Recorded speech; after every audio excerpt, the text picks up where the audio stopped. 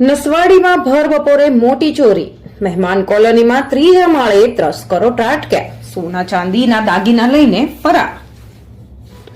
નસવાડી તાલુકાના સ્ટેશન વિસ્તારમાં આવેલ મહેમાન કોલોનીમાં આજે તારીખ 15/12/2025 ના રોજ ભર બપોરે ચોરીની ચકચાર મચી ગઈ છે.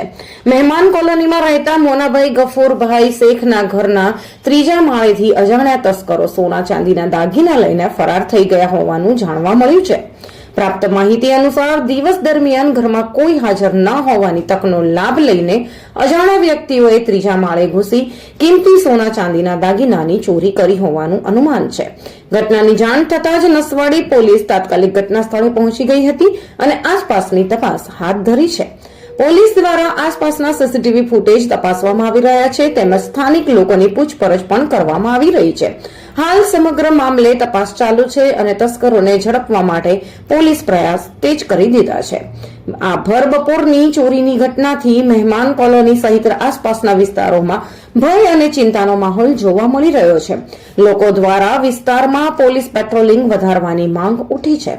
રિપોર્ટર ચિરાગ ગુપ્તા, છોટાઉદેપુર.